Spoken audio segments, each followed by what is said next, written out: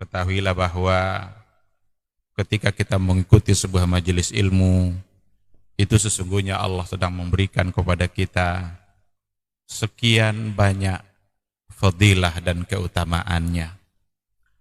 Karena sungguh sangat mulia orang-orang yang berada di majelis ilmu.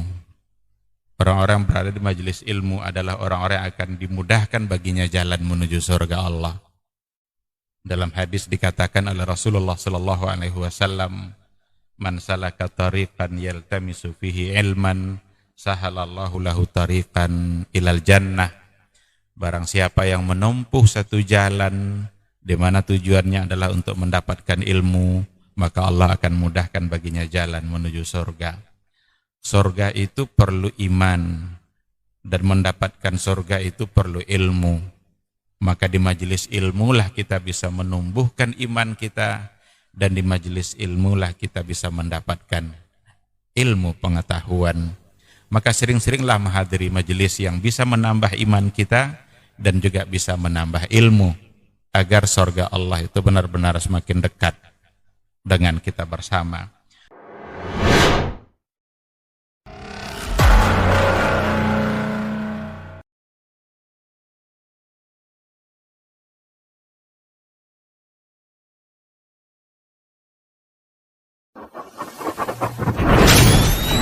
Robbani, merajut ilmu dan peradaban.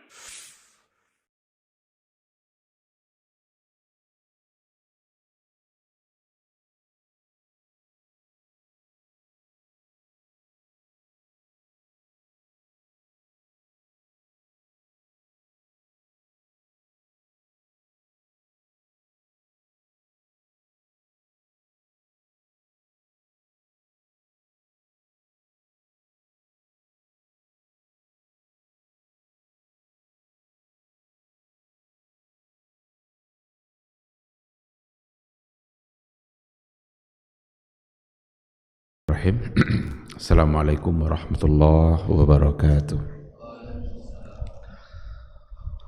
Innal hamdalillah nahmaduhu wa nasta'inuhu wa nastaghfiruh wa na'udzu billahi min shururi anfusina wa min sayyiati a'malina.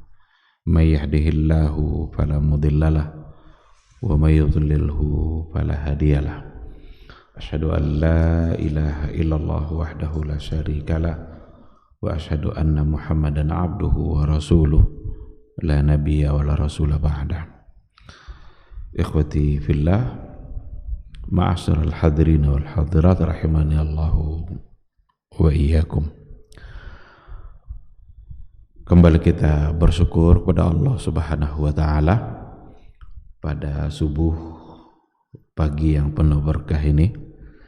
Alhamdulillah kita kembali dibangunkan oleh Allah Subhanahu wa taala dari tidur kita. Mudah-mudahan bangunnya kita kembali itu bisa membuat kita semakin bersyukur dan memperbanyak zikir kita kepada Allah Azza wa Jalla. Kita tidak akan pernah bisa bangun kembali kecuali hanya atas izin dan kehendak Allah. Zikir dan syukur itu harus selalu ada dan harus kita maknai dengan artian yang luas. Dia bisa dilakukan oleh hati, zikir oleh hati, atau syukur oleh hati, atau zikrul jawarih, zikir yang juga dilakukan oleh anggota tubuh kita, atau zikrul lisan, atau zikir yang dilakukan oleh lisan. Apabila dilakukan oleh hati, itu artinya adalah ziyadatul mahabbah, bertambah cinta kita kepada Allah, bertambah cinta kita kepada Dia yang memberikan kehidupan. Ketika kembali kita dibangunkan oleh Allah Subhanahu wa taala dari tidur kita, kita bertambah cinta kita kepada Dia yang memberikan kehidupan. Kita tidak bisa hidup tanpa Allah. Kita tidak bisa hidup tanpa Dia yang memberikan kehidupan. Semua yang kita butuhkan dalam kehidupan kita diberikan oleh Allah Subhanahu wa ta'ala. Sedangkan yang dimaksud dengan secara al-jawarih itu ziyadatut ta'ah, bertambahnya ketaatan kita kepada Allah, bertambah banyak amal saleh yang kita lakukan. Itu bukti bahwa kita bersyukur kepada Allah Subhanahu wa ta'ala dan selalu mengingat Allah Subhanahu wa ta'ala. Kalau seandainya mungkin dulu agak bermalas-malasan dalam melaksanakan kewajiban-kewajiban ibadah, maka bukti kita bersyukur secara jawarih semakin kita menunjukkan ketaatan kita dalam beribadah. Kalau dulu barangkali begitu mudah kita terjebak kepada hal-hal yang maksiat, nggak panjang pikir kalau ada dosa di hadapan kita untuk kemudian kita lakukan. Nah sekarang dengan kita berzikir dan bersyukur kepada Allah, maka semakin kita takut untuk melakukan dosa dan kemaksiatan itu. Sedangkan zikrul lisan atau syukrul lisan yang dilakukan oleh lidah, itu tentu saja maksudnya adalah bagaimana lidah kita selalu menyebut-nyebut nama Allah, selalu menyebut-nyebut asma wa sifatnya, memuji-muji Allah Subhanahu wa ta'ala, memuji-muji keagungannya. Itu semua bukti bahwa kita bersyukur dan selalu ingat kepada Allah Subhanahu wa ta'ala. Sekali lagi, mudah-mudahan hari ini adalah hari di mana kita semakin bersyukur dan semakin ingat kepada Allah Subhanahu wa ta'ala. Mudah-mudahan kita selalu diberikannya istiqamah, diberikannya semangat untuk taat sampai akhir hayat nanti. Sama-sama kita juga harus bersalawat dan salam untuk Rasulullah sallallahu alaihi wasallam. Allahumma salli ala Muhammad wa ala ali Muhammad. Mudah-mudahan sosok figur yang diutus oleh Allah Subhanahu wa ta'ala untuk menyelamatkan dunia, untuk menyampaikan sebuah risalah, hendaknya selalu kita taati, hendaknya selalu kita cintai, selalu kita pedomani. Untuk mencintai dan mempedomaninya tentu saja kita berkewajiban untuk memahami apa yang telah beliau sampaikan. Bagaimana mungkin kita bisa mentaati dan mempedomaninya kalau seandainya kita tidak mengerti dengan apa yang telah beliau ajarkan. Oleh karena itulah majelis-majelis ilmu seperti ini mudah-mudahan bisa menjadi wasilah, menjadi sarana untuk membuat kita semakin paham dengan tugas-tugas dan kewajiban kita yang memang dibebankan kepada kita oleh Allah dan oleh Rasulullah sallallahu alaihi wasallam. Oleh karena itu, rajin-rajinlah duduk di majelis ilmu, bersemangatlah untuk duduk di majelis ilmu, karena di dalamnya ada keberkahan, di dalamnya ada rizki dan nikmat Allah Subhanahu wa ta'ala. Kita jangan sampai tersalah dalam memaknai rizki. Kadang-kadang kita menganggap rizki itu hanya ada di tempat-tempat usaha kita, rizki itu hanya ada di pasar, rizki itu hanya ada dalam bentuk materi. Rizki itu sungguh sangatlah luas. Bahkan pemahaman agama yang diberikan oleh Allah kepada kita itu sesungguhnya adalah rizki. Oleh karena itu dalam doa Rasul, dalam doa untuk meminta ilmu itu apa yang diajarkan oleh agama kita? Rabbi zidni ilman warzuqni fahma. Ya Allah, tambahlah ilmuku, warzuqni fahma, dan berikan saya rezeki pemahaman agama. Berarti pemahaman agama adalah rezeki. Karena warzuqni fahma. Oleh karena itu, kalau seandainya kita diberikan, dimudahkan oleh Allah untuk memahami agama, itu rezeki yang luar biasa. Mungkin barangkali dunia di tangan kita tidak seberapa, Mungkin materi kita tidak sama dengan orang-orang kaya-kaya itu, tapi ketika kita punya pemahaman agama, dimudahkan oleh Allah untuk memahami kewajiban-kewajiban agama, itu sesungguhnya adalah rezeki. Maka Rasul membahasakan warzuqni fahma, beri saya rezeki dalam bentuk paham dalam beragama. Itu juga lah Rasulullah Sallallahu Alaihi Wasallam mendoakan Ibnu Abbas. Ada doa untuk Rasul kepada Ibnu Abbas, Allahumma faqihhu fid din. Ya Allah, jadikanlah beliau ini, maksudnya adalah Ibnu Abbas, orang yang paham mengerti dengan agamanya. Berarti Rasul sedang mendoakan Ibnu Abbas agar mendapatkan sesuatu yang terbaik, rezeki yang terbaik. Karena rezeki dalam bentuk paham agama itu akan menjadi lebih baik daripada rezeki harta. Rezeki harta bisa saja menjauhkan kita dari akhirat kalau kita tidak punya agama. Tapi kalau rezeki pemahaman agama itu akan menyelamatkan kita di akhirat kelak. Oleh karena itu, selalulah bersemangat untuk duduk di majelis ilmu. Sabarlah, karena akan ada banyak tantangan, banyak kali tantangannya. Apalagi kalau majelis ilmunya di waktu subuh, mau tidur, ngantuk dan lain sebagainya. Baru saja duduk di majelis ilmu, kadang-kadang sudah mulai datang ngantuknya. Itu semua adalah tantangan-tantangan yang harus kita lawan. Setiap kali ada upaya untuk kita duduk di majelis ilmu, itu sesungguhnya adalah upaya untuk mendekatkan diri kita kepada surganya Allah Subhanahu wa ta'ala. Karena dalam sebuah hadis dikatakan oleh Rasulullah sallallahu alaihi wasallam, man salaka tariqan yaltamisu fihi ilman sahalallahu lahu tariqan ilal jannah.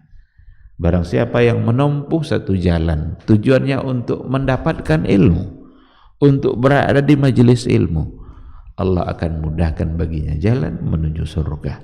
Mudah-mudahan majelis ilmu ini bisa menjadi wasilah bagi kita untuk mendekatkan diri kita kepada surganya Allah Subhanahu wa ta'ala.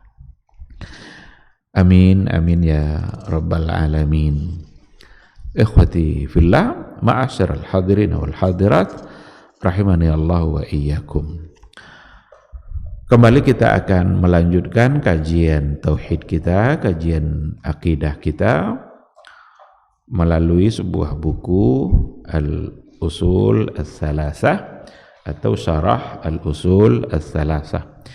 Saya mendapatkan sebuah buku yang berkaitan dengan syarah salah satu usul itu, atau Al-Usul Ats-Tsalatsah, syarah atau penjabaran yang lebih lengkap. Jadi buku ini menggabung beberapa syarah yang telah disampaikan oleh beberapa ulama besar. Jadi kalau yang sebelumnya kita memakai satu syarah yang disyarahkan oleh Syekh Muhammad ibn Shalih Al-Utsaimin, tapi dalam buku ini menggabung beberapa yang telah diberikan penjelasan oleh para ulama-ulama yang lain. Jadi bukan hanya oleh Syekh Muhammad ibn Shalih Al-Utsaimin. Namanya Al-Muntaqa min Syuruhi Thalatsatil Usul wa Adillatuha, yang ditulis oleh Muhammad ibn Abdul Wahhab ibn Sulaiman At-Tamimi tasnifnya. Tapi yang mengumpulkan syarah itu, yang mengumpulkan syarahnya itu Abdullah Al-Abdul Muhsin. Salah satu usulnya oleh Muhammad ibn Abdul Wahhab, tapi syarahnya itu oleh beberapa orang ulama yang dikumpulkan kembali oleh Abdullah Al-Abdul Muhsin. Seperti syarah yang pernah diberikan oleh Syekh Muhammad ibn Ibrahim atau Syekh Abdurrahman ibn Qasim, Syekh Abdul Aziz ibn Baz, Muhammad ibn Shalih Al-Utsaimin, Syekh Shalih Al-Fauzan dan Abdurrahman Al-Barrak dan beberapa ulama yang lainnya. Nah, jadi dia mencoba untuk mengumpulkan syarah mereka menjadi satu buku. Oleh karena itu terkadang ada yang berulang. Apa yang ada dalam buku ini terkadang ada yang berulang. Karena ketika beliau menyampaikan syarah dari salah seorang ulama, barangkali nanti akan beliau ulang kembali karena syarah yang sama juga disampaikan oleh ulama yang lain. Tapi kita nanti tidak akan mesti pula kita ulang-ulang, tapi kita coba untuk menggabungkan. Kita coba menggabungkan apa dan menyimpulkan apa yang disampaikan oleh beberapa orang ulama besar itu. Ikhwati fillah,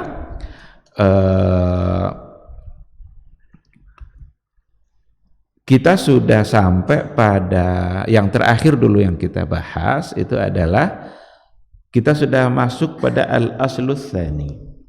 Karena ada al-usulus tsalasa, berarti ada 3 pondasi. Al-aslul awal itu alhamdulillah sudah kita selesaikan. Sekarang kita akan masuk pada al-aslus tsani, pondasi yang kedua, dan itu sebenarnya juga sudah kita mulai. Tapi kita sekarang untuk kajian kita mulai dari hari ini akan kita awali kembali dari al-aslus tsani itu, untuk mendapatkan beberapa penjelasan tambahan dari apa yang sudah kita sampaikan. Di mana dikatakan bahwa al-aslus tsani ma'rifatu dinil islami bil adillah. Pondasi yang kedua, dasar yang kedua yang kita tidak boleh tinggalkan, yang harus ada pada diri kita, itu adalah ma'rifatu dinil islami bil adillah. Bagaimana kita mengenali agama Islam bil adillah, dengan dalil-dalilnya. Jadi kita kenali Islam ini, kita kenali agama kita ini sesuai dengan dalil-dalil yang ada, sesuai dengan apa yang ada di dalam Al-Quran dan yang ada di dalam hadis atau sunnah Rasulullah Sallallahu Alaihi Wasallam. Ketika dikatakan bahwa ma'rifatu dinil islami bil adillah, keharusan mengenali agama Islam dengan dalil, itu tujuannya adalah agar Islam yang kita kenali itu jelas sandarannya, jelas kemana dia disandarkan, apa penopangnya, apa penguatnya, dan penguatnya adalah dalil. Oleh karena itu jangan alergi nanti ketika selalu disebut-sebut dalil atau ketika selalu diminta dalil. Karena memang dari mana lagi kita mengenali Islam ini kalau bukan dari dalil-dalil dan sumber-sumber yang utamanya. Dan sumber utamanya adalah Al-Quran dan Sunnah Rasulullah Sallallahu Alaihi Wasallam. Sumber utama itu maksudnya sumber asli. Kalau yang lain itu namanya sumber tambahan. Kan ada sumber-sumber agama selain Quran dan Sunnah, tapi itu sumber-sumber yang bukan independen, tidak berdiri sendiri. Kalau Quran berdiri sendiri, Sunnah bisa berdiri sendiri dalam menetapkan sesuatu. Allah berikan hak kepada Rasul untuk menetapkan sesuatu. Maka itu disebut dengan al-masadirul asliyah. Adapun sumber yang lain, ada sumber-sumber yang lain, tetapi itu tidak ada yang berdiri sendiri. Ketika kita bicara ijma' umpamanya sebagai sumber hukum, ijma' tidak bisa lepas dari Quran dan Sunnah. Mesti ada dalilnya ijma' itu. Qiyas umpamanya, menyamakan hukum, harus ada dalil asal untuk menghukumkan permasalahan baru yang dikiaskan tadi. Kalau kita bicara masalah mursalah umpamanya sebagai sumber hukum, tapi masalah mursalah tidak berdiri sendiri dalam menetapkan hukum, mesti ada sandarannya. Oleh karena itu ketika dikatakan bahwa dalil itu adalah Quran dan Sunnah, itu maksudnya adalah al-masadirul asliyah, sumber asli, sumber yang independen. Dan dalil-dalil yang lain mesti mengacu kepada Quran dan Sunnah. Kalau seandainya ada hukum-hukum yang ditetapkan oleh dalil yang lain, tapi bertentangan nanti dengan Quran dan Sunnah, wajib ditolak. Umpama al-urfu, al-adah, tradisi umpamanya. Tradisi bisa menjadi sumber hukum berdasarkan kaidah. Al-adatu muhakkamah. Tradisi itu bisa menjadi sumber hukum. Tetapi dia punya syarat. Selama dia tidak bertentangan dengan Al-Quran dan Sunnah. Kalau seandainya ada tradisi sudah lama berlangsung, tapi ternyata bertentangan dengan Quran dan Sunnah, tradisi itu wajib ditolak. Kalau bertentangan dengan Quran dan Sunnah. Ini maksud dari kenapa sering yang disebut dalil itu Quran dan Sunnah, karena akan ada saatnya nanti, atau bahkan sudah kita dengar, apakah dalil itu hanya Quran dan Sunnah saja? Jawabannya tidak. Tapi dalil yang independen itu hanya Quran dan Sunnah. Adapun dalil yang lain mesti mengacu kepada Quran dan Sunnah. Apa saja yang ditetapkan dan menggunakan dalil-dalil selain Quran Sunnah mesti ditimbang kebenarannya itu dengan apa yang ada pada Quran atau apa yang ada pada hadis-hadis Rasulullah sallallahu alaihi wasallam. Seandainya bertentangan, maka yang dikedepankan adalah Al-Quran dan Sunnah, karena itulah dalil untuk mengenali Islam ini. Itulah dalil untuk mengenali agama kita. Dan kalau dikatakan kita mengenali Islam berdasarkan kepada dalil, dan mesti ada dalil, ada juga syubhat yang dikembangkan, berarti kita memaksa orang awam untuk memahami dalil. Pernah tidak kita mendengar seperti itu? Seolah-olah kita memaksa orang awam agar dia paham dengan dalil, padahal mereka adalah orang yang awam. Bukan memaksa mereka, tapi orang yang menyampaikan agama kepada orang awam itu mesti memperkuatnya dengan dalil. Jadi bukan memaksa orang awamnya, tapi memaksa orang yang menyampaikan agama kepada orang awam itu mesti dia ikutkan penyampaiannya dengan dalil. Ketika ada orang mengajarkan tauhid, dia mengatakan begini, bahwa sesungguhnya Rabb yang kita sembah itu, ilah kita hanyalah Allah. Kalau dia menyampaikan itu, sekarang ketika dia katakan itu, mesti dia ikutkan dengan dalilnya. Apa dalilnya? Ini yang dimaksud. Dia kan hal-hal yang sederhana dalam beragama, tetapi akan semakin sempurna pengetahuan keislaman kita ketika diikutkan dengan dalil. Ambil ayat-ayat, qul huwallahu ahad fa'lam annahu la ilaha illallah. Berarti ketika disebutkan ayat seperti itu sudah bisa dikatakan dia memperkuat pernyataannya dengan dalil. Dia sampaikan pula umpamanya bahwa Rasul yang kita taati itu adalah namanya Muhammad sallallahu alaihi wasallam. Sebutkan dalilnya. Kan sederhana sekali. Dan yang dituntut oleh agama ini memang tidak yang berat-berat. Enggak ada Allah membebani kita dengan hal-hal yang berat. Dimulai dari yang ringan-ringan dan yang sangat sederhana. Ketika itu sudah diberikan pemahamannya dan diyakini, diberikan penjelasan yang lengkap siapa itu Allah, siapa itu Rasul kita. Dan itu penting untuk memberikan penjelasan itu. Kenapa demikian? Karena itu akan ditanya nanti dalam kubur. Itu pertanyaan. Coba kalau seandainya guru ngajar di sekolah, akan diulang-ulangnya poin-poin penting nanti saat mengajar, karena itu yang akan dia tanya dalam ujian nanti.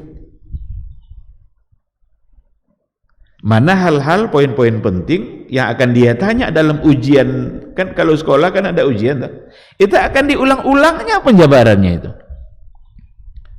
Masa kita tak mau mengulang-ulang pembahasan untuk pertanyaan yang akan ditanya kita di alam kubur nanti.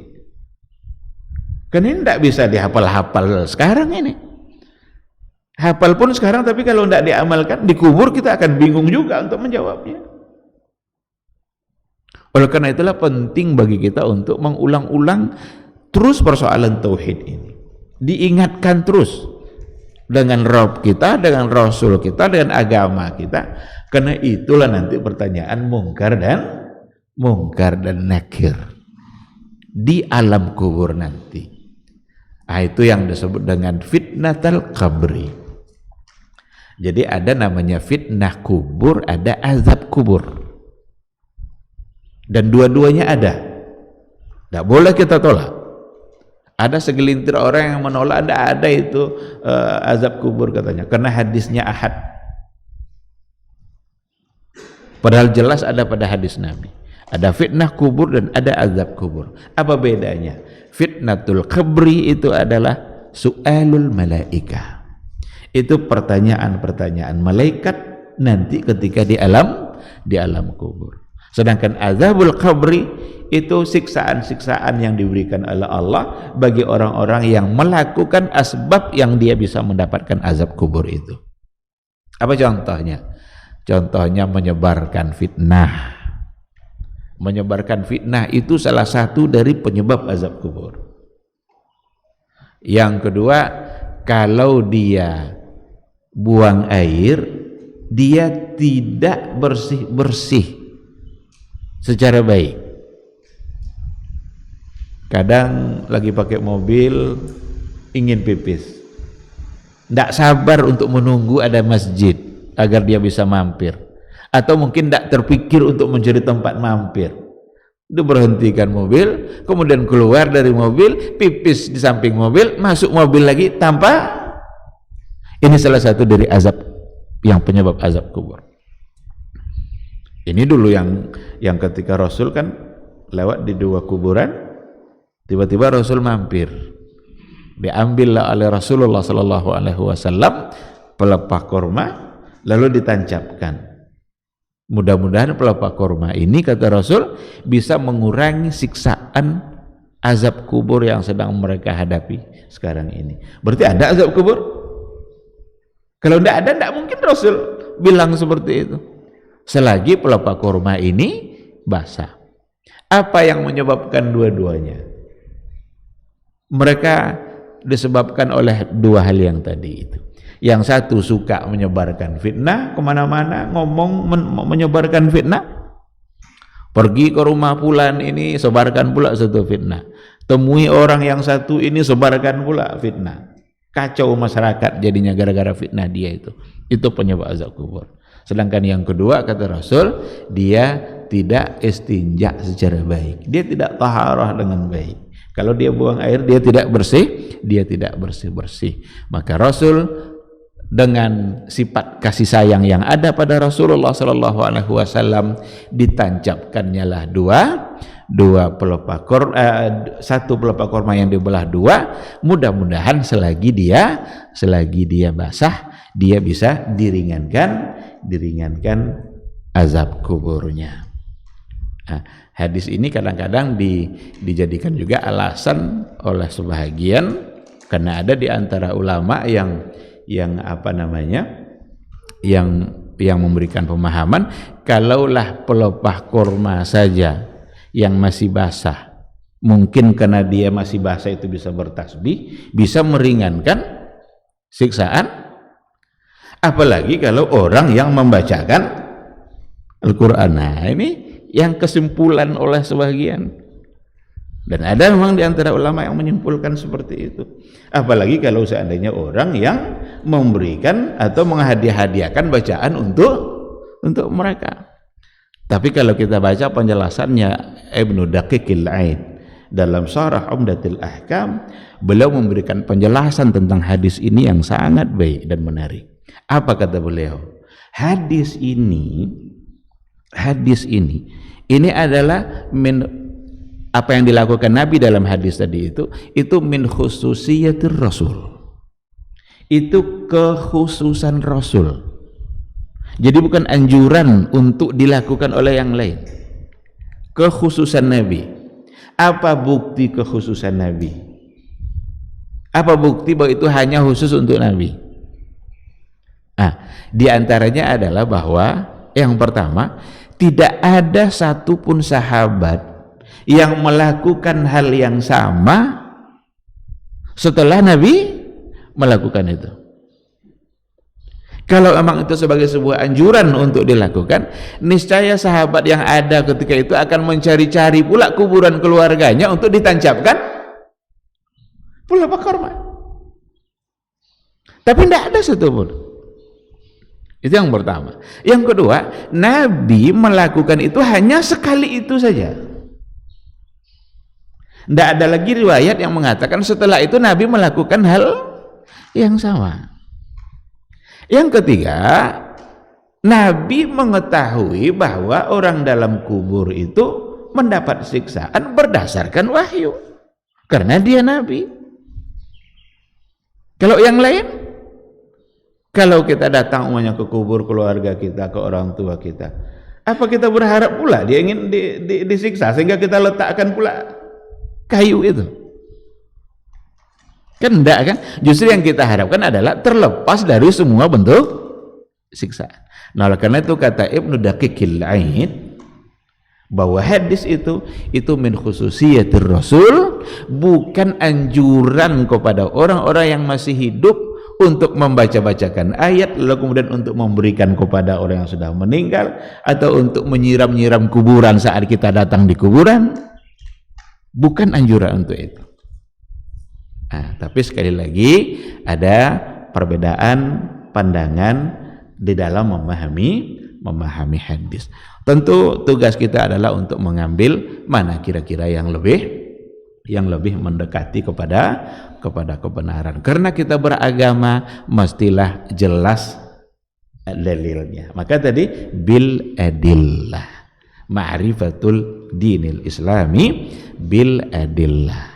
Nah, oleh karena itu ketika dikatakan bahwa kita harus mengerti dan agama berdasarkan kepada dalil, itu bukanlah sesungguhnya sedang memberatkan orang awam agar mereka juga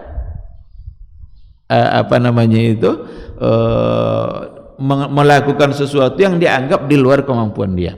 Tetapi justru adalah mereka-mereka yang mengajar orang yang awam itu mesti menyampaikan dalil terkait dengan poin-poin agama yang mereka sampaikan, bagian apa saja, dan orang awam berhak untuk bertanya karena ini adalah persoalan agama. Bagaimana orang awam itu meningkat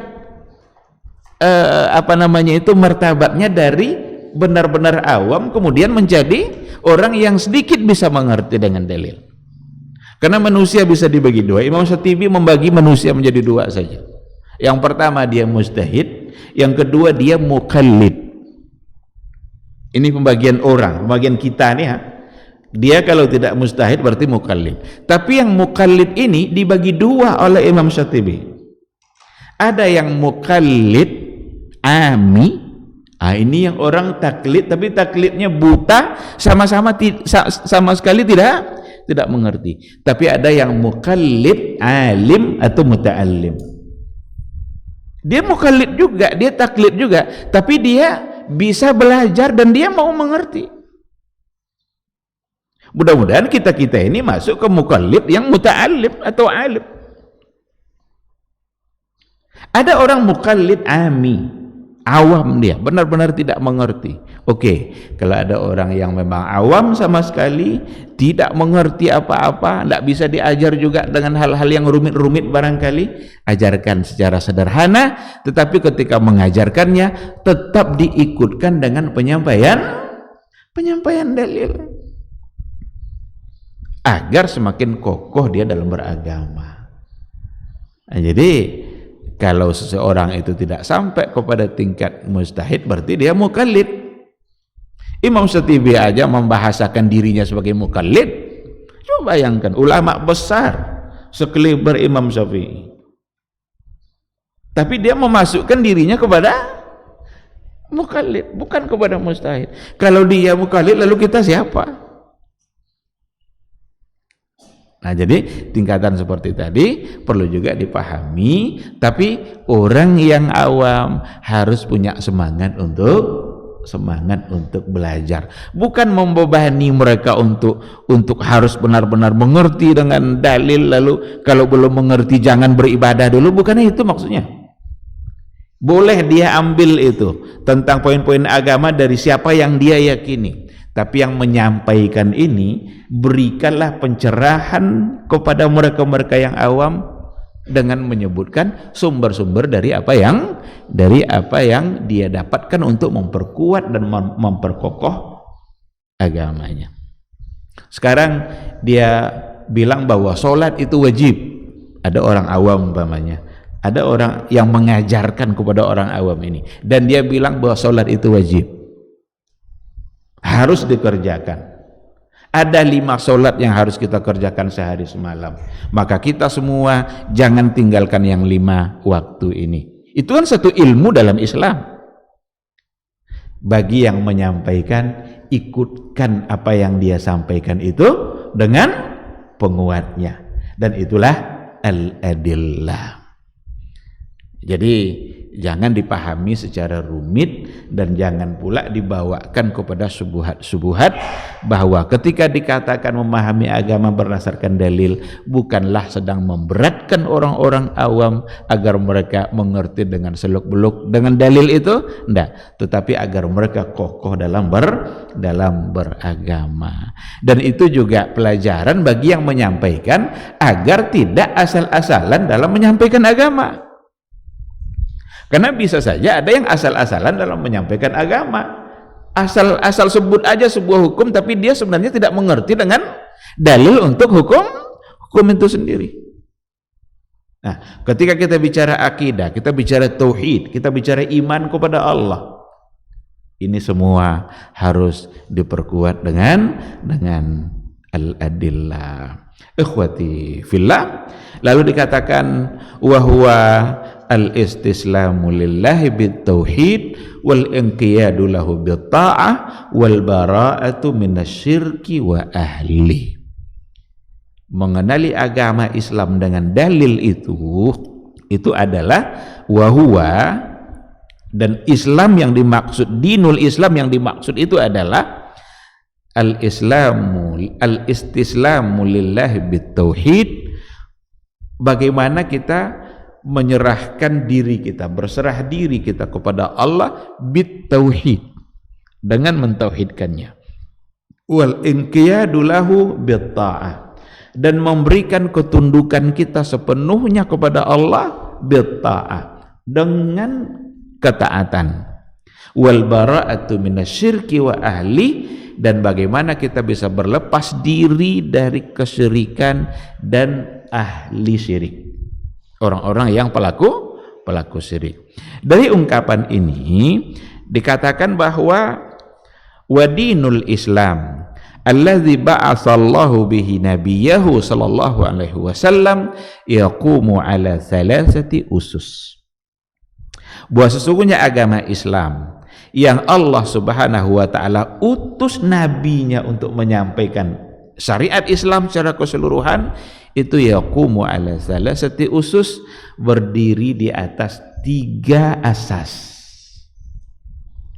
Dari ungkapan tadi itu ada 3 asas yang perlu dipahami. Di atas 3 hal itulah syariat Islam ini tegak, baik Islamnya nanti maupun imannya maupun ihsannya, dia berdiri di atas 3 asas. Yang pertama, al-istislamu lillah bitauhid. Ini yang pertama sekali.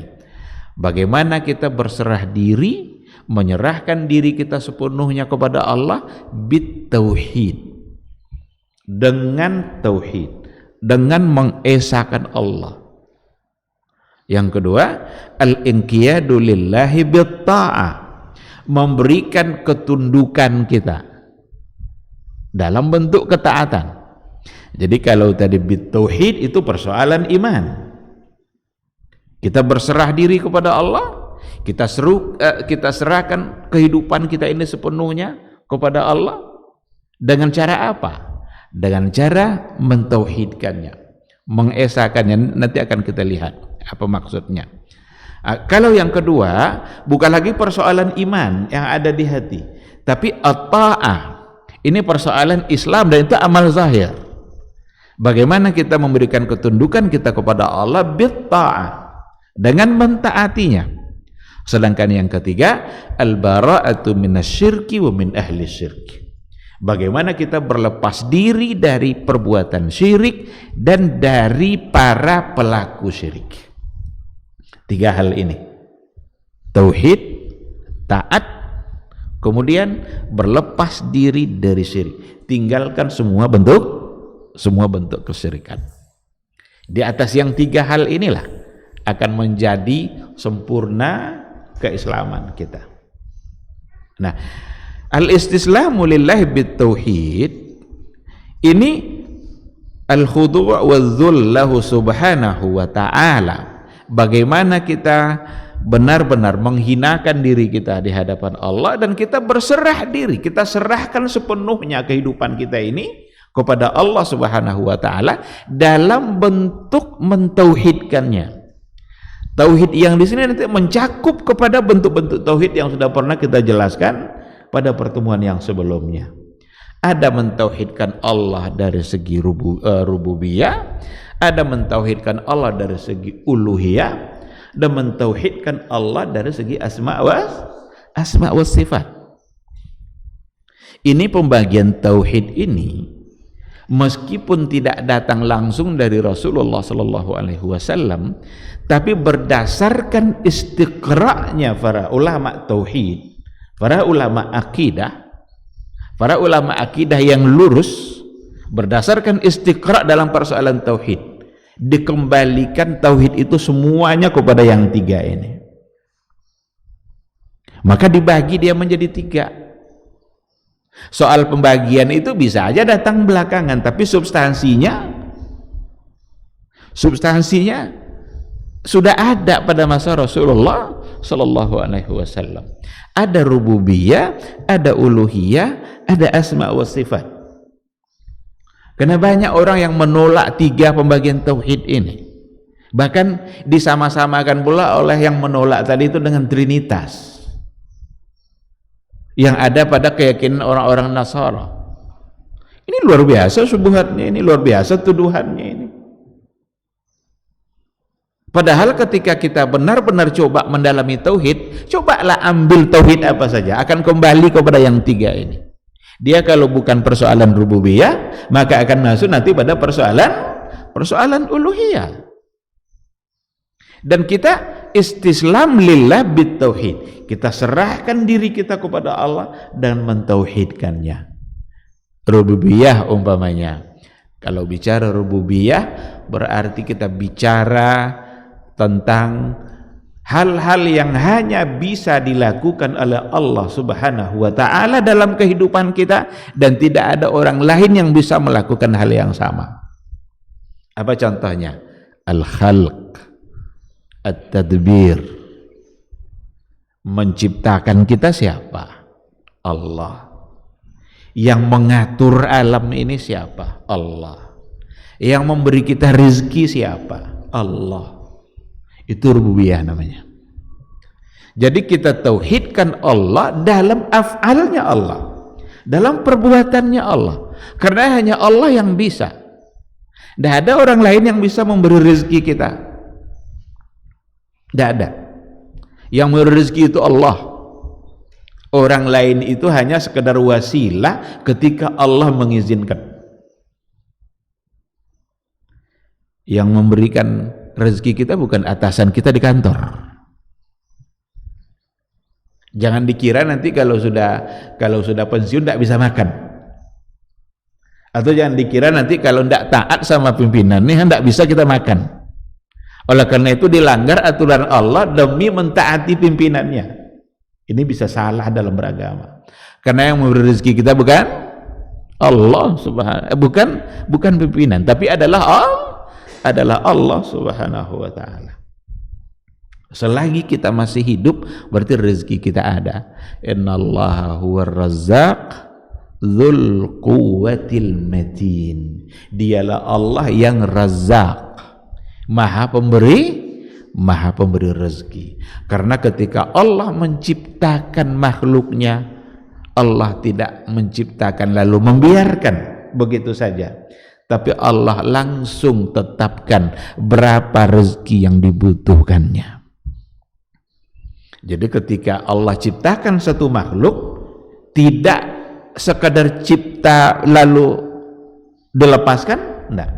Allah langsung menetapkan berapa rezekinya. Nyamuk ada rezekinya, lalat ada rezekinya, kucing ada rezekinya. Ada makhluk yang umurnya panjang sekali, beratus-ratus tahun, ada rezekinya. Tapi ada di antara makhluk yang umurnya mungkin 3 hari, 4 hari, ada pula rezekinya. Ada makhluk yang ukurannya besar, kita pun tidak tahu makhluk apa itu. Tapi ada makhluk nanti yang ukurannya kecil sekali, kita pun tidak bisa melihat. Kita jangankan untuk menciptakan, mengetahui jumlah makhluk Allah saja kita nggak sanggup. Masih banyak makhluk Allah yang belum pernah terlihat oleh mata kita. Yang baru kita lihat apa coba? Pohon-pohonan. Kalau hewan-hewan paling ayam, kucing, anjing. Sangat terbatas pengetahuan kita tentang makhluknya Allah. Tapi ilmunya Allah muhitun, itu meliputi. Allah tahu semuanya. Bahkan satu lembar daun yang jatuh pun Allah mengetahui. Berapa banyak jumlah lembar daun itu? Jatuh satu, itu Allah mengetahui. Ada dalam ilmunya Allah. Karena Allah yang mengatur. Allah yang menumbuhkan tanam-tanaman. Allah pula yang mematikan kembali tanam-tanaman itu. Dan ketahuilah, setiap ketentuan Allah pada makhluknya itu, di situ ada kebaikan. Setiap apa yang telah ditetapkan oleh Allah yang terjadi pada makhluknya, di situ pasti ada kebaikan. Ketika Allah tumbuhkan tumbuhan ini, berarti ada kebaikan di situ. Ketika Allah matikan pula satu tumbuhan, berarti di situ ada kebaikan. Kita kalau berada di negara-negara musim, negara-negara musim itu yang mengalami 4 musim itu, ada musim dingin, musim panas, itu buah-buahannya berbeda. Buah-buahan yang banyak beredar di pasar pada musim panas itu berbeda nanti dengan buah-buahan yang beredar pada musim dingin. Kenapa demikian? Karena yang dibutuhkan tubuh pada musim panas itu buah yang tadi itu. Yang dibutuhkan pada musim dingin itu buah yang tadi pula. Yang ini tidak diperlukan. Sehingga nggak perlu banyak memang. Karena tidak dibutuhkan manusia, tidak dibutuhkan makhluk. Tapi ini dibanyakkan oleh Allah karena memang manusia membutuhkan. Apa saja kalau memang manusia membutuhkan, Allah banyakkan. Saya berikan contoh. Pernah tidak kita mendengar bahwa kambing sudah punah? Pernah tidak kita dengar? Oh, tidak ada lagi kambing. Tidak ada. Kenapa? Karena manusia butuh. Ini sebentar lagi hari Idul Adha. Akan ada banyak orang menyembelih hewan. Ada sapi, ada kambing, ribuan ekor yang disembelih setiap tahun, tapi tidak punah-punah tuh. Tapi hewan-hewan yang tidak dibutuhkan oleh manusia, tidak pun disembelih bisa punah. Berapa jumlah harimau Sumatera? Bahkan dikatakan dalam berita itu, jenis harimau Sumatera sudah hampir punah. Padahal tidak ada dikorban-korbankan. Kalau sempat dikorbankan harimau, kok bisa punah? Mungkin karena manusia tidak butuh. Tidak apa-apa punah dia. Tapi kambing yang ribuan ekor disembelih setiap tahun, ada aja terus. Disinilah Allah mengatur kehidupan. Dan itu semua rububiyah. Masuk dalam kategori rububiyah. Kita serahkan diri kita ini kepada Allah dengan mentauhidkannya. Kita yakin bahwa Dia yang menciptakan kita. Kita yakin juga bahwa Dia yang memberikan rezeki kita. Apa bukti kita berserah diri kepada Allah dalam hal ini? Jangan pernah takut dengan rezeki. Dan jangan durhakai Allah untuk mendapatkan rezeki. Kita mau rezeki dari Allah nih, tapi kita ambil dengan cara di mana kita mendurhakainya. Gimana ceritanya rezeki bisa datang? Jangan-jangan itu yang menghalangi rezeki kita. Oleh karena itu, rezeki itu didapat dengan ketaatan. Rezeki didapat dengan ketaatan kita kepada Allah, bukan dengan semata-mata kerja kita. Kerja itu hanyalah ibadah. Tapi rezeki Allah yang menentukan. Kalau ada orang yang dengan cara durhaka kepada Allah untuk mendapatkan rezekinya, kalau kata Allah nggak dapat gimana? Karena yang memberi rezeki adalah Dia. Sebagai seorang petani, buka lahan, agar lahannya ini luas, sedikit-sedikit diambil lahan orang lain. Pagi besok ambil sejengkal, besoknya lagi ambil 1 meter, sehingga yang bukan milik dia menjadi milik. Tujuannya apa? Pasti tujuannya untuk mendapatkan rezeki, agar yang ditanam ini bisa banyaknya. Berapa banyak orang yang merampas tanah sekian hektar, tidak lagi 1 meter satu jengkal, tapi berhektar-hektar, bukan milik dia, lalu dipaksa untuk menjadi milik dia. Akankah dia mendapatkan rezeki Allah yang sesungguhnya? Yang akan dia dapatkan hanyalah apa yang sudah ditetapkan oleh Allah untuk menjadi milik dia. Jangan-jangan selesai semua itu dirampas, tiba-tiba dia mati. Dosa dia dapat, dia bawa dosa itu ke alam kubur, tanah dinikmati oleh orang lain. Bekerja di kantor umpamanya sebagai seorang atasan, jangan dihalang-halangi anak buahnya kalau mau naik pangkat. Ini banyak kadang-kadang ada orang yang masih level bawah ingin naik pangkat, dipersulit kadang. Buat apa? Dipermudah. Itu kerja-kerja seperti itu bukan lepas dari hisab. Tidak ada kerja kita yang lepas dari hisab Allah, karena semua kerja kita akan dicatat oleh malaikat Allah subhanahu wa ta'ala. Oleh karena itu, bekerja itu adalah ibadah, maka bekerjalah sesuai dengan yang diatur oleh Allah, karena kita sedang beribadah. Salat kan ibadah nih, beribadahlah sesuai dengan yang diajarkan oleh Rasul. Kita bekerja itu juga ibadah, maka bekerjalah sesuai dengan yang diridhai oleh Allah subhanahu wa ta'ala. Jangan melakukan hal-hal yang tidak diridhai Allah dalam kerja kita demi kita mendapatkan rezeki, karena kita tidak akan mendapatkan kecuali apa yang telah ditetapkan oleh Allah. Tapi kalau kita tambah ketaatan kita kepada Allah, kita tambah ketakwaan kita kepada Allah, Allah bisa memberikan lebih disebabkan oleh ketakwaan kita. Bahkan ada dalam hidup ini yang namanya min haitsu la yahtasib, rezeki dari cara-cara yang tidak diduga. Kenapa bisa didapat rezeki tanpa diduga? Itu karena ketaatannya kepada Allah. Allah cinta kepadanya. Kalau Allah sudah mencintai, belum kita minta, mungkin Dia sudah memberi. Inilah yang min haitsu la yahtasib. Tapi kalau Allah benci, kita minta pun jangan-jangan Allah tidak memberikannya. Udah capek kita minta, tapi karena Allah benci sama kita, jangan-jangan Allah tidak mau memberi. Tapi kalau Allah mencintai kita, terkadang belum kita minta, tapi Dia sudah memberi.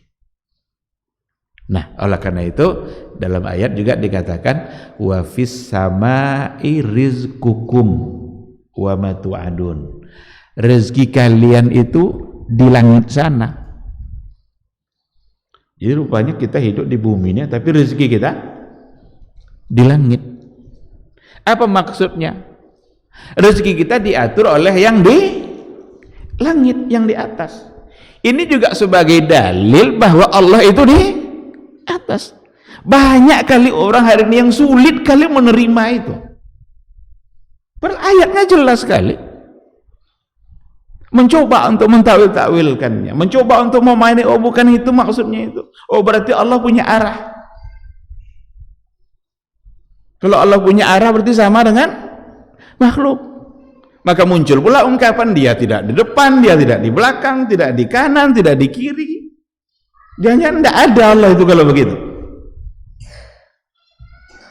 Itu keyakinan orang-orang Jahmiyah. Tapi ketika dikatakan wa fis samai rizqukum, di langit sana rezeki kalian diatur. Yang di langit sana yang mengatur rezeki kalian, dan itu adalah Allah Subhanahu wa taala. Dan itu menunjukkan ketinggian Allah. Al-ulu, Allah maha tinggi.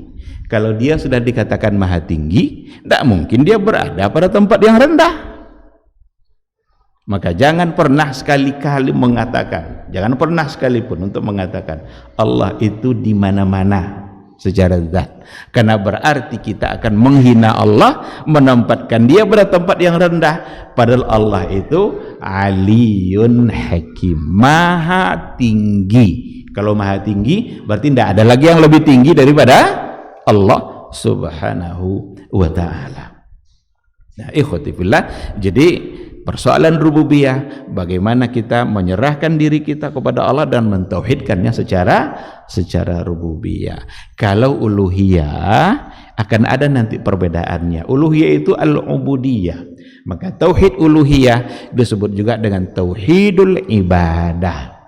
Bagaimana kita berserah diri kepada Allah dan bagaimana kita mengerjakan ibadah-ibadah kita hanyalah untuk Allah Subhanahu wa ta'ala. Inna salati wa nusuki wa mahyaya wa mamati lillahi rabbil alamin.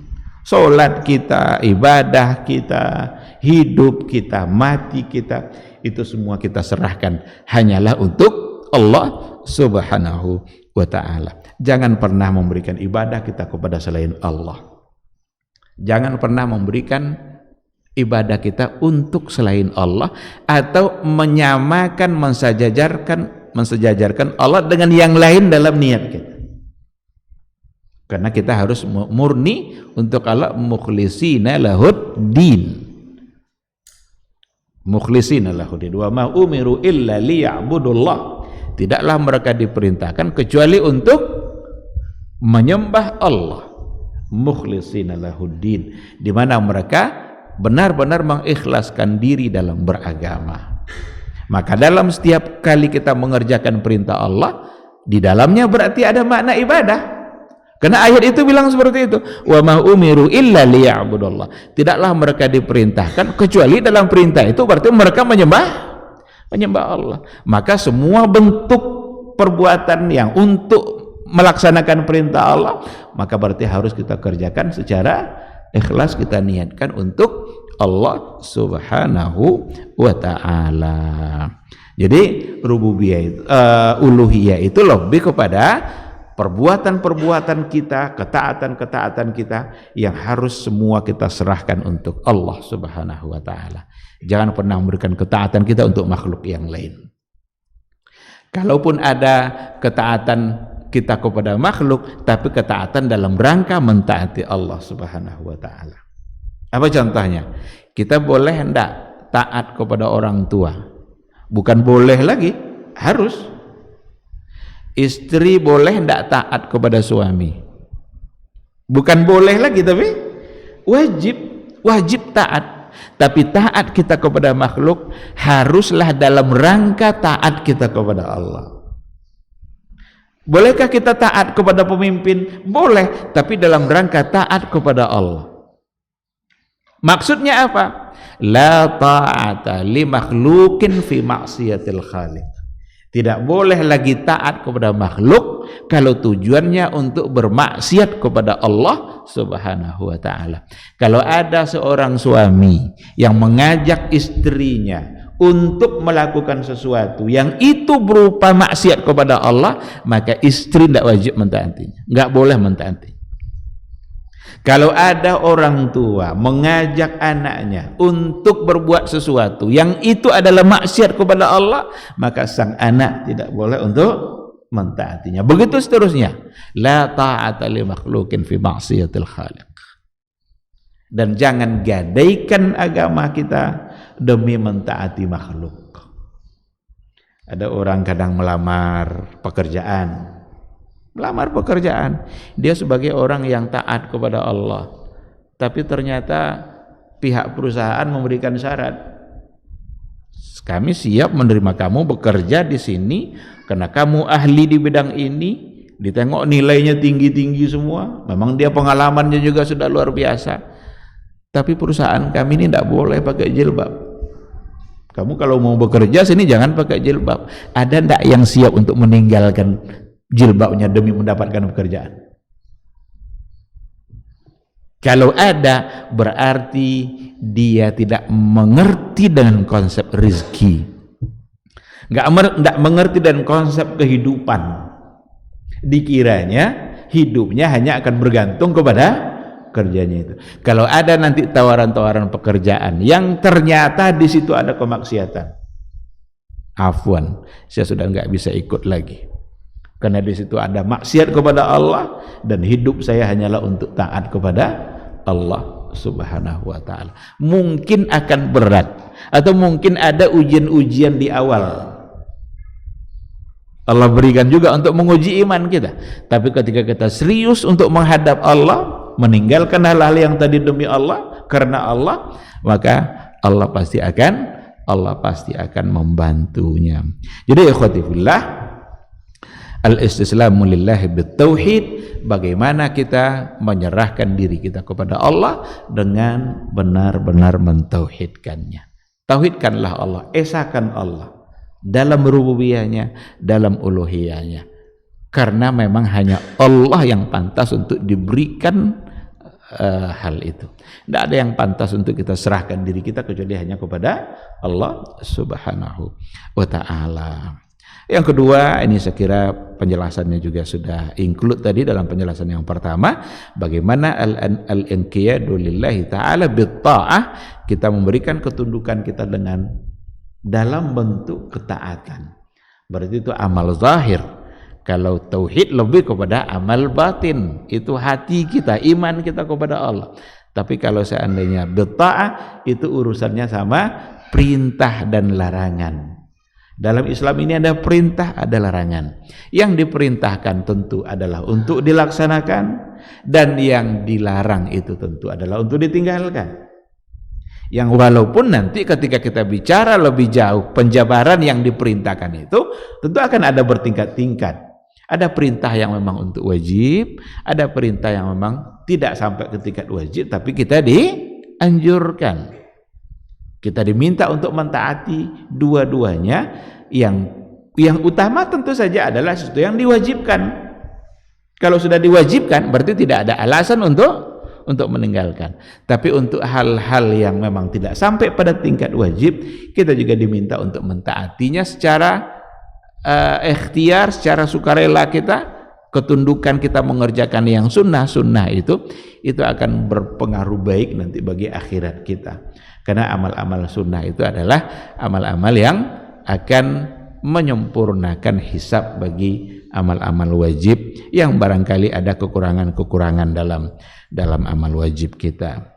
Begitu juga dengan larangan akan ada tingkatannya. Ada yang memang wajib untuk ditinggalkan, berarti pada hukum yang haram. Tapi ada hal-hal yang kita dianjurkan untuk ditinggalkan meskipun tidak sampai pada tingkat yang haram. Sedangkan yang ketiga, al-bara'atu minasyirki wa min ahli syirk. Bagaimana kita harus berlepas diri dari kesyirikan dan dari pelaku syirik. Mungkin kita tidak berikan penjelasan lebih jauh lagi karena juga akan membutuhkan waktu. Sementara waktu kita sudah habis, mungkin kita cukupkan sampai di sini aja dulu untuk pertemuan kita kali ini. Mudah-mudahan dapat kita pahami bersama, dan semoga tauhid kita semakin kokoh, murni kepada Allah tanpa dicampuri oleh bentuk kesyirikan apapun.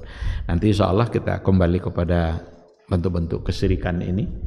Ini sisi lain dalam memaknai tauhid. Kalau tauhid itu memurnikan Allah dalam bentuk hal-hal yang kita sampaikan tadi, syirik itu jangan pernah kita terjebak kepada perbuatan yang mensyirikkan Allah, karena itu syirik lawan daripada tauhid. Insyaallah nanti akan kita berikan penjabarannya pada pertemuan yang akan datang. Terima kasih. Seandainya ada yang mau dipertanyakan, didiskusikan, dipersilakan. Silakan, tafadhol.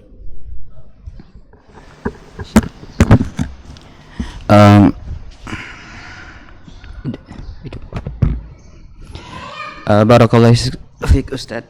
Bagaimana membedakan bahwa itu adalah sebuah istidroj dan bahwa bukti itu bahwa Allah sedang mencintai kita, dengan cara mungkin Allah pada saat itu memberi kita apa yang kita mau, tapi kita bingung apakah ini Allah sedang mencoba kita dengan istidroj atau memang Allah memang sedang mencintai kita.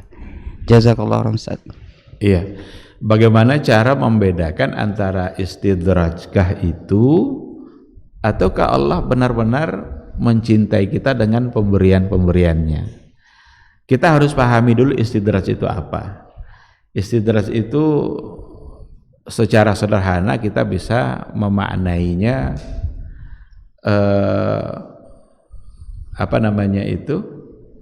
ditunda dulu oleh Allah apa yang seharusnya dia dapatkan dalam bentuk peringatan, tapi Allah tidak beri dulu. Ada orang contohnya begini, ada orang sholat jarang, ketaatannya juga tidak nampak, tapi kayaknya rezeki Allah tuh melimpah dalam kehidupan dia. Dia orang durhaka kepada Allah, tetapi justru hidupnya aman-aman saja, badannya sehat-sehat, rezeki melimpah, buka usaha ini juga ini, padahal hartanya banyak, zakat pun tidak pernah dibayarkan. Itu istidraj. Jadi ditunda dulu Allah, dibiarkan dulu dia untuk menikmati kehidupan ini, tiba-tiba nanti satu saat Allah timpakan. Oleh karena itulah kita bisa mengatakan bahwa pemberian nikmat yang banyak seperti itu tidak mesti menjadi bukti bahwa Allah mencintai kita. Karena siapa tahu itu adalah istidraj. Lalu apa bedanya nanti? Di mana kita bisa membedakan antara istidraj dengan yang tidak istidraj? Ya, bedanya ditengok dari ketaatan dalam kehidupan dia. Kalau seandainya ada orang durhaka kepada Allah, sholat jarang, kaya, rezeki banyak, zakat tidak dibayarkannya, kadang datang Ramadan pun puasa, kadang sekali iya sekali tidak, tapi hidupnya rezeki banyak, rezeki melimpah, itu bisa disebut sebagai istidraj. Karena pemberian Allah dalam bentuk harta itu tidak mesti bukti bahwa Allah mencintai kita. Bukti Allah mencintai kita itu bukan pada banyaknya harta, tapi bukti Allah mencintai kita ketika Allah berikan kita kesadaran dalam beragama. Allah berikan kita sadar dalam melaksanakan perintah-perintahnya. May yuridillahu bihi khairan yufaqihu fid din. Siapa yang diinginkan oleh Allah dia mendapat kebaikan, apa yang dilakukan oleh Allah? Yufaqihu fid din. Allah berikan dia pemahaman dalam beragama, dan bukan sekedar pemahaman tapi semangat untuk mengamalkan agama. Oleh karena ketika kita dimudahkan oleh Allah untuk taat, itu bukti Allah mencintai kita. Ambillah semua peluang-peluang ketaatan yang ada di hadapan kita. Apa contoh peluang ketaatan? Ketika Allah melimpahkan harta kita, memberikan banyak harta sampai zakat, sampai nisabnya, sampai haulnya, berarti Allah memberikan peluang kepada kita untuk mentaatinya dalam membayarkan zakat. Kebetulan tidak sampai pula harta itu zakatnya, jumlah zakatnya, nisabnya, haul dan nisabnya. Tapi kita masih diberi oleh Allah. Tiba-tiba di hadapan kita ada peluang untuk memberikan apa yang tadi kita miliki. Itu sesungguhnya Allah sedang menginginkan kita untuk mengambil peluang itu. Kita punya harta nih, walaupun tidak banyak, tiba-tiba ada orang yang meminta-minta datang. Kita ingat saja, mungkin ini adalah kesempatan saya untuk memberikan apa yang kita miliki, berikan dia. Ketika kita dibangunkan oleh Allah Subhanahu wa taala di malam hari, itu sesungguhnya adalah peluang. Karena Allah ingin melihat kita, bahwa dia melihat kita dalam keadaan beribadah. Kadang-kadang ada aja yang membangunkan kita. Ada suara motor kencang umpamanya, tiba-tiba jam 3 malam, jam 4 umpamanya bunyi kencang kali, bangun kita. Tengok jam, umpamanya jam 4. Atau ada kucing berkelahi. Gara-gara kucing berkelahi itu bangun kita. Tengok jam, rupanya jam 4. Itu Allah yang membangunkan kita agar kita. Nah, tapi ini tantangannya berat nanti nih. Bisikan-bisikan yang lain juga datang nih. Tidur aja lah dulu katanya. Gak usah bangunkan, masih lama mau azan nih katanya. Tidur. Pas tidur bangunnya nanti orang lagi azan. Atau bahkan jangan-jangan sudah lewat waktu subuh malah. Baru dia kembali terbangun. Nah, oleh karena itu, ketika kehidupannya dihiasi oleh ketaatan-ketaatan kepada Allah, kemudian dimudahkan rezekinya oleh Allah, itu bisa masuk pada wa may yattaqillaha yaj'al lahu makhraja wa yarzuqhu min haitsu la yahtasib. Tapi ketika ada orang kehidupannya selalu dihiasi oleh kedurhakaan, tapi rezekinya juga melimpah, badannya sehat-sehat aja, kita khawatir itu justru adalah istidraj. Allah tunda dulu, Allah biarkan dia menikmati dunia ini. Tiba-tiba nanti sekali datang, semua bentuk penyakit ada pada diri dia, habis semua harta yang dia punya karena udah komplikasi. Bisa tidak Allah melakukan itu? Bisa. Allah bisa merubah keadaan sebentar saja. Sekali uji oleh Allah, sakit dia, dan sakitnya itu membutuhkan uang sebanyak harta yang dia punya. Buat apa gunanya lagi? Kita sudah diberikan sakit. Maka ada seorang khalifah minta nasihat kepada seorang ulama. Dan ulama ini tahu kalau khalifah ini hidupnya glamor, hidupnya suka hura-hura, hartanya banyak. Dia minta nasihat, karena khalifah dulu biasa minta nasihat itu. Dikasihnya nasihat. Apa nasihatnya? Wahai khalifah, kalau seandainya kamu dalam keadaan sakit, apa yang harus kamu lakukan? Sakit itu diberikannya contoh, kalau seandainya kamu sulit untuk buang air.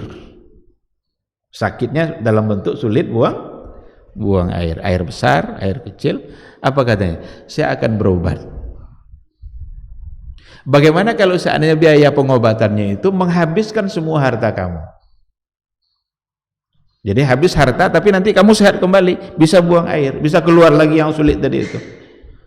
Kata khalifah tadi, meskipun harta saya habis. Lalu apa kata sang alim tadi? Berarti harta kamu tidak lebih berharga dari yang kamu keluarkan. Berarti harta kamu tadi sama harganya dengan yang dikeluarkan. Kalau begitu, untuk apa menumpu-numpu harta? Ternyata sama nilainya dengan kotoran yang dikeluarkan. Karena kita rela menghabiskan harta, yang penting ini bisa keluar. Nangis khalifah itu.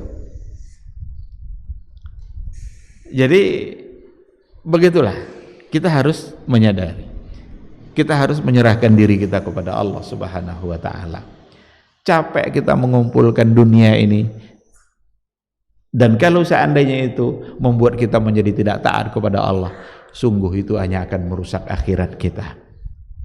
Hanya akan merusak akhirat kita. Maka yang lebih penting itu adalah kita jaga akhirat kita dan biarkan Allah yang mengurus dunia kita. Maka pesan ulama-ulama salaf dulu adalah semangatlah untuk mengurus akhirat, pasti Allah akan urus dunia kalian. Tapi kalau seandainya kita sibuk mengurus dunia kita, nanti kita akan bermasalah di akhirat kelak. Oleh karena itu sama-sama kita berniat dan memperbaharui terus semangat kita agar tetap istiqamah dan tetap bersemangat untuk memperbaiki akhirat kita. Jangan korbankan akhirat kita demi mendapatkan dunia. Sekarang seperti itu, wallahu subhanahu wa ta'ala a'lam.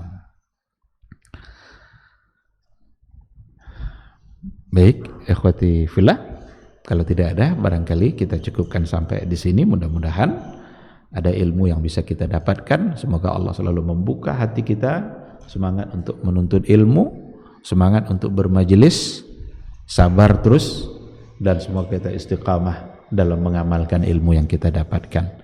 Karena istiqamah itu harus kita doakan kepada Allah, harus kita minta, karena Dia yang memberikan kita istiqamah. Demikian, terima kasih. Subhanakallahumma bihamdika asyhadu an la ilaha illa anta astaghfiruka wa atubu ilaik. Wassalamualaikum warahmatullahi wabarakatuh. Majtama'a qaumun fi baitin min buyutillah yatluna kitaballah wa yatadarasunahu fima bainahum إلا نزلت عليهم السكينة وغشيتهم الرحمة وحفت بهم الملائكة وذكرهم الله في من عنده. Tidaklah suatu kaum duduk di salah satu rumah Allah membaca ayat-ayat Allah dan sama-sama mempelajarinya, kecuali turun kepada mereka as-sakinah, ketentraman dan kenyamanan. Wa ghasyiyatuhumur rahmah, dan mereka diliputi pula oleh rahmat, kasih sayang dari Allah Subhanahu wa taala. Wa haffat bihimul malaikah, dan mereka pun dikelilingi oleh para malaikat, karena malaikat suka majelis-majelis zikir dan ilmu.